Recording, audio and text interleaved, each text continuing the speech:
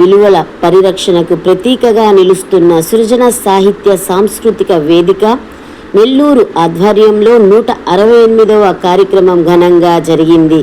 గాన గంధర్వులు, అమర గాయకులు, పద్మశ్రీ డాక్టర్ ఘంటసాల వెంకటేశ్వరరావు గారి 13వ జయంతి సందర్భంగా నిర్వహించిన ఈ కార్యక్రమం నెల్లూరు పురమందిరం నందు కన్నుల పండుగగా సాగింది.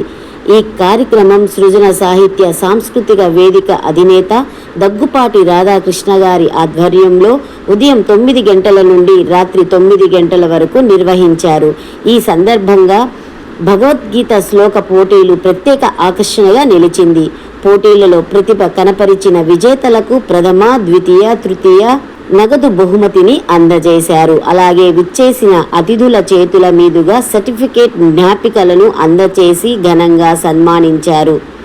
ఈ కార్యక్రమంలో 200కు పైగా చిన్నారులు సర్టిఫికేట్ మరియు మెడల్స్ చేసి ప్రోత్సహించడం విశేషం. అలాగే ఘన సత్కార గ్రహీతలకు శాలువాలను కప్పి జ్ఞాపికలను అందజేసి ఘనంగా సన్మానించారు. కార్యక్రమంలో చిన్నారులు ప్రదర్శించిన నృత్య ప్రదర్శనలు ఆహృతులను ఎంతగానో ఆకట్టుకున్నాయి.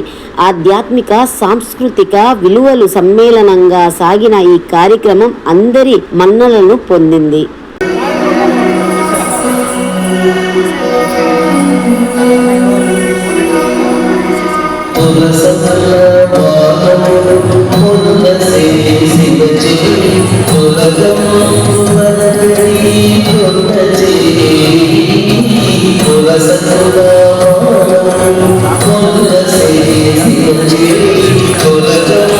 పిల్లలు, పెద్దలు, పోటీదారులందరూ కూడా చక్కగా పాల్గొని భగవద్గీత శ్లోకాలని అనర్గళంగా, స్పష్టంగా, భావయుక్తంగా పఠించారు.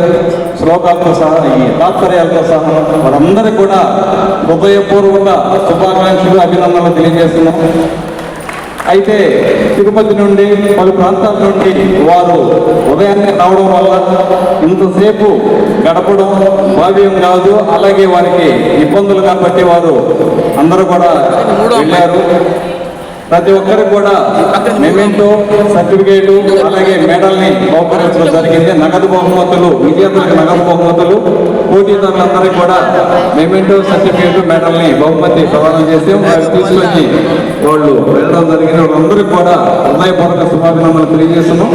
అలాగే ఇప్పుడు సభా కార్యక్రమానికి, బహుమతి ప్రదాన సభా కార్యక్రమానికి వివిధ రంగాల ప్రముఖుల్ని ముఖ్య అతిథులుగా ఆహ్వానించడం జరిగింది. మా సోదరి, ఉత్తమ ఉపాధ్యాయురాలు, ప్రముఖ రచయిత్రి, ఒక సూక్తి ఉంది, అందరూ కూడా తెలుసు అనుకుంటాను. పూలల్లో సువాసన, మనుషుల్లో యోగ్యత దాచిన దాగం అనేది ఒక సత్యం. అటువంటి యోగ్యత కలిగిన వ్యక్తులు అతి తక్కువ కాలంలోనే ప్రముఖులుగా అందరి మన్ననలను, కీర్తి ప్రతిష్టలను ఆర్జిస్తానడానికి మా సోదరే ఒక ఉదాహరణ.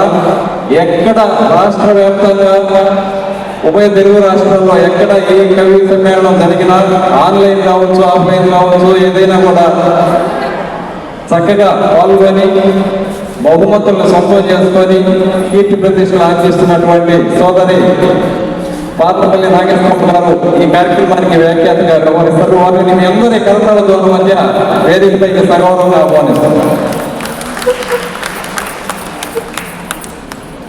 సభా సరస్వతికి నమస్కారం. సృజన సాహిత్య వేదిక 168వ సాహిత్య సాంస్కృతిక వేదికగా నిలిచి కళలను, సంస్కృతిని పరిరక్షిస్తూ నిరంతరం సామాజిక సాహిత్య సేవ చేస్తున్నటువంటి సృజన సాహిత్య వేదిక తరఫున ఈరోజు ఘంటసాల వెంకటేశ్వరరావు గారి 103వ జయంతి నేపథ్యంలో భగవద్గీత శ్లోకాల పోటీలు జరుగుతున్న విషయం మనకు అందరికీ తెలిసిన విషయమే. ఈరోజు ఉదయం నుంచి 9 గంటల నుంచి నిరంతరం రాష్ట్రంలోని నలుమూలల నుండి చిన్నారులు పెద్దలు వయసుతో భేదం లేకుండా వచ్చి పాల్గొనడం జరిగింది. కొంతమంది వారి యొక్క రవాణా సౌకర్యాల ఇది వల్ల కొంతమంది వెళ్ళిపోవడం కూడా జరిగిపోయింది. వందల సంఖ్యలో ఈరోజు ఇంత గొప్ప కార్యక్రమాన్ని, ఇంత మంచి కార్యక్రమాన్ని నిర్వహిస్తున్న రాధాకృష్ణన్న గారికి శుభాకాంక్షలు తెలుపుతూ, ఈ భగవద్గీత అనే దాన్ని తెలుసుకునే ముందు మనము ఇంకొక ముఖ్యమైనటువంటి పదం తెలుసుకోవాల్సినటువంటి అవసరం ఉంది. సనాతన ధర్మం. ఇదివరకు కూడా ఈ విషయం గురించి మీటింగ్ పెట్టడం జరిగింది. సనాతనము అనేటువంటిది ఒక మతం కాదు, అది ఒక జీవన విధానం. సనాతన అంటే నాశనము లేనిది, అంటే కాలాన్ని అనుసరించి ఏ రకమైనటువంటి పరివర్తన చెందనిది. సభకు నమస్కారం. వేదిక మీద ఉన్నటువంటి చాలామంది నిష్ణాతులు భగవద్గీతలో అద్భుతంగా ప్రసంగించినటువంటి వాళ్ళంతా కూడా ఉన్నారు. అలాగే ఇంకా చాలామంది వివిధ వర్గాల నుంచి వచ్చినటువంటి వాళ్ళందరూ కూడా ఎంతోమంది ఉన్నారు. వాళ్ళందరికీ కూడా నమస్కారం. అసలు ఈ మీటింగ్కి నేను తగిన దాన్ని కాదు, ఇంకో మాటగా చెప్పాలంటే ముఖ్యంగా ఈరోజు మనం భగవద్గీత శ్లోకాల గురించి చెప్పుకున్నాం కాబట్టి ముందుగా 4 విషయాలు అలా పిక్స్ లాగా ఉంటాయన్నమాట. మొదటిది, ఈ దేశానికి భారతదేశం అనే పేరు ఎందుకు వచ్చిందంటే చాలా మంది చెప్పే మాట ఈ భరతుడు పాలించిన దేశం కాబట్టి భారతదేశం అని పేరు వచ్చిందంటారు. అది కరెక్ట్ కాదండి. భరత్వ రమత్వాది భరత. భరత్వ అంటే రక్షించేవాడు, పోషించేవాడు, ఆహ్లాదాన్ని పంచేవాడు, ఆనందింపచేయవాడు. రమత్వ అంటే ఆహ్లాదాన్ని పంచేవాడు, ఆనందింపచేయవాడు. రక్షించేవాడు, పోషించేవాడు, విజ్ఞానాన్ని పంచేవాడు, ఆనందింపచేయవాడు, ఆహ్లాదపరిచినవాడు. నడయాడుతున్నటువంటి పుణ్యభూమి, ధన్యభూమి, కర్మభూమి మన ఈ జన్మభూమి కాబట్టి ఈ దేశానికి